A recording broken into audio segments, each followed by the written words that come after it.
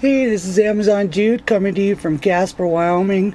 Today's date, 8/26/17, Saturday. I've been working on the trucking industry and the mandates that, my God, what a mess that is. Obama did some law that, I'll save that for another day. But anyway, let's get to the headlines today that have just absolutely gone crazy on Twitter, even though Twitter doesn't want to cover most of it. And I'll start with my pictures because that's where I save all this stuff. Okay, the president's doing his job. It's time for Congress to do theirs. Senate Majority Leader Mitch McConnell, Kentucky, Senator John McCain, Arizona, Jeff Flake out of Arizona, and Bob Corker out of Tennessee. Those are your basic shit stains in the Republican Party. Sometimes I can't believe don't vote down ticket, people. There's enough information that if you just go to your local library anymore, if you don't have a computer at home, and quit paying attention to your local papers, media is dead. Real media is dead. Anyway, I think some of the problems from the Louisiana flood are being taken care of in Texas even better, and the reason why is because there's a better president in charge. He's not off at Martha's Vineyard with Hillary Clinton and Bill Clinton celebrating Billy Bob's birthday on the golf course. Do you know they only managed to Obama made a phone call to the governor down there that time, and Hillary sent an email, but they were busy partying with their donors, so not a lot of people remember that. Teachers probably won't be teaching that, but as long as stuff can remain on the internet, there's always a way to research this and find the truth out. Anyway, there's a fella down there I know, and you need to follow him on Facebook and on Twitter. Steve Lewis Spell. He's got a nice. He came out of the flood pretty good. He created his own business with it's not an ice cream truck, but it's like snow cones, and then you get ice cream floats and stuff like that. So he is definitely a survivor, and I love the guy. I think he is just the epitome of what they went through down there. If you follow him, you'll find his videos of the day after the floods began down there, and that's when he began his protest and information overload of exactly what the government's been up to. Today was one of those days where the news media just they lost their shit. There's no doubt about it. I mean, they built up Hurricane Harvey yesterday, and it pretty much ran all over the internet, all over television. CNN didn't bother covering it. They were more worried about bashing Trump than anything. And today they're looking pretty stupid. There's no doubt about it. And a lot of the media is looking pretty stupid. They over-dramatized it with the pretense that President Trump was just going to ignore it. And Twitter made a big deal about Senator Grassley sending a tweet over to Trump saying, don't let, what's happened in the past. And I think he was referring to Bush when Bush just flew over Katrina. He didn't even bother stopping. Of course, he didn't do much when it came to 9/11 either.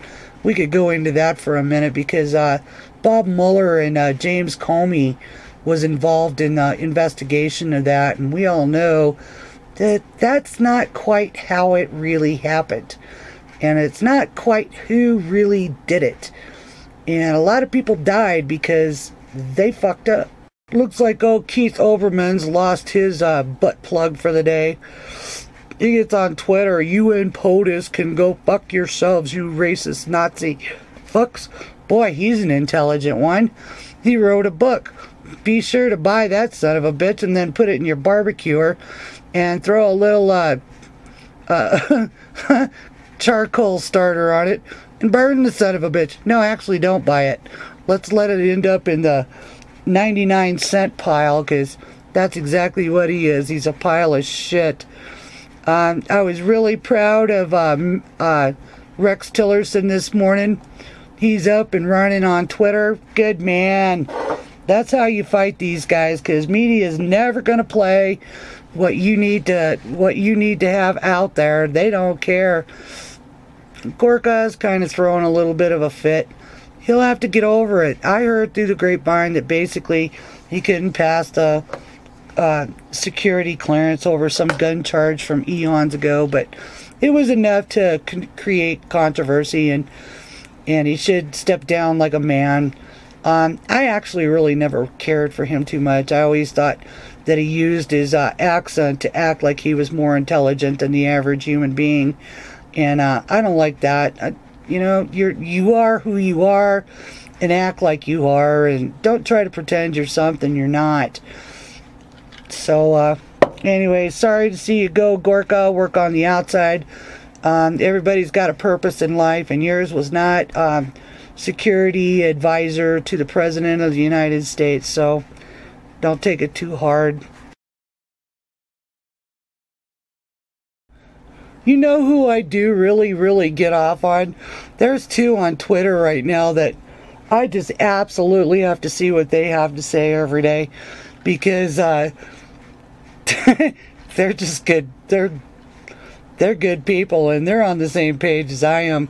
And one goes by Representative Stephen Smith, and the other one is Larry Elder.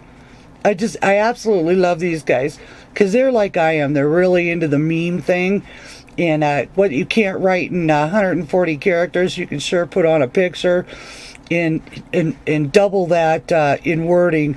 And that's probably why I use them as much as I do. Some people probably criticize me for it, but you know, you can't say everything in 140 characters on Twitter.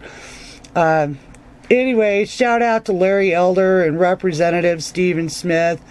You guys are the cream of the crop for me, and I especially loved Larry Elder's today, about 14 hours ago. He has a picture of Al Sharpton, and it says, "There's cotton in my aspirin. This is racist." And it's fucking funny. There's no doubt about it. Oh, and here's another one today that I thought, another meme today that I thought was absolutely funny. And it's got a picture of Hillary Clinton, and it's signed by her, and shows her in a straight jacket in the corner, and it says, "It was my turn." And of course the Democrats know that since Donald Trump, now think about this, this is kind of an odd thing, and I thought it was really funny. Now that, you know, time has gone by, and here it is, you know, 7 months after the election, but I can remember seeing a photograph of Hillary standing next to Obama, and they were coming out to the Rose Garden to make some announcement, and the look on her face, I think it was right after Obama had won his second term. In fact, in fact it was. And you could look at her face and see that she was going, "It was my turn." And so she's had this big old heart on for the president. See, that was the crown jewel in her hat. That was going to be her crown jewel, that she was going to be the president of the United States. And I am so glad that so many of you guys, you know, got up out of your chairs and got off work early and went and voted. To think we would have had that thing in office, and we would have never known of all the corruption that's being exposed day by day, you know, by Democrats being busted all over the United States, from mayors to senators, on corruption and fraud charges. I think my last count was yesterday, and I'm up to 12. That's 12 in 7 months. And that, you can know the investigations had to be going on for some time, because they don't just, you know, pop up out of the closet. These are things that have been going on for some time. And Comey got fired in May. So I'm thinking You know, when they kept saying that, oh no, they miss Comey and they, you know, they don't agree with him being fired. Well, there were some CIA and FBI guys doing their jobs.